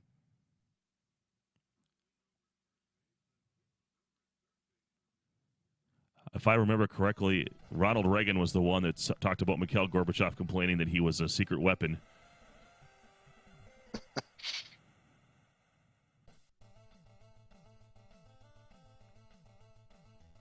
Steve Sewell now not Melvin Bratton out of his end zone. We have a tie game. We might be headed to overtime. There is some time here for Nelson 79. He did have that JJ, or rather that full field touchdown, the diving grab to Humphrey. Now, I thought we might see Humphrey at receiver, but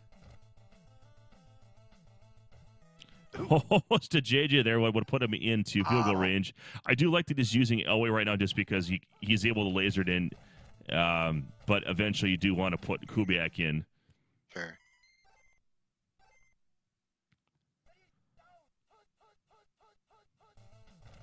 Here is the 3rd down, run 3. I think we expected this. Now he's got time for back and B. He can take a sack if he needs to.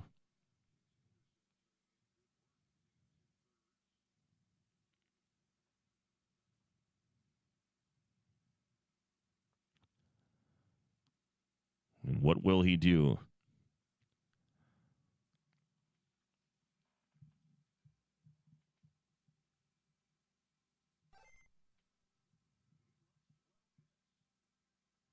So, for all the marbles here, can Nelson 79 avoid overtime? Out of the pro set, it's not called. It's got a chance. He's going to have to go to the top. It's going to Mark Jackson. Hee.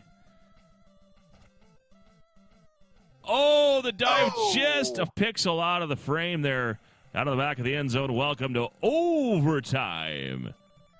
One thing I think we should point out, Troy, is that you saw Ninja moving his arrow up and down there with the bottom defender. For those of you that are watching that might not be as familiar with Tecmo, if you rapidly tap up and down on the controller, it often will position the defender perfectly to cover the path.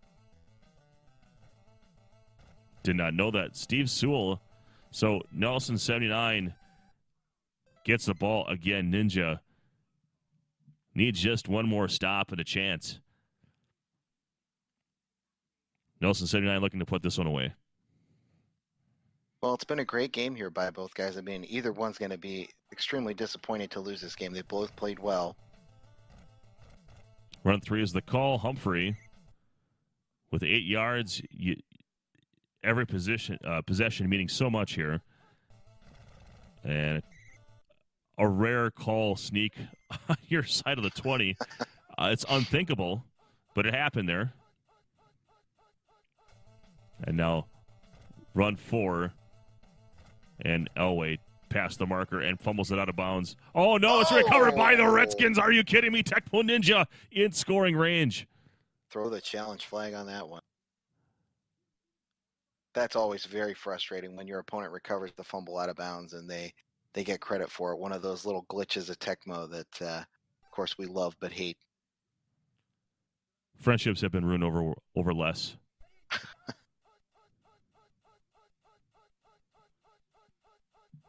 Can Tecmo Ninja finish the deal?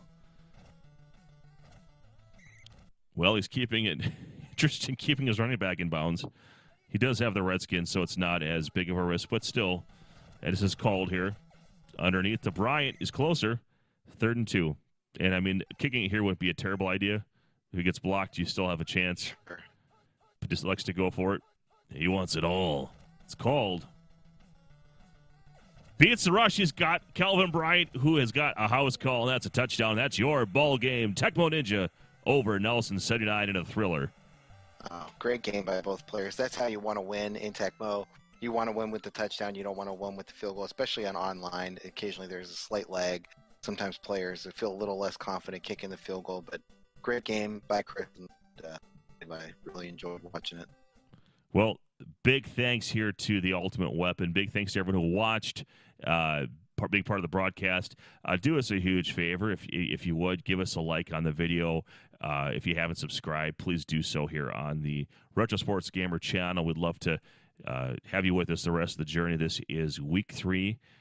Week 4 matchup will be revealed here shortly as far as the theme, but and as well as the scores of the week. So for the Ultimate Weapon, for the Retro Sports Gamer channel, and for Gblan, this is Trojan 1979. Thanks for being with us on this journey, and we'll catch you next week.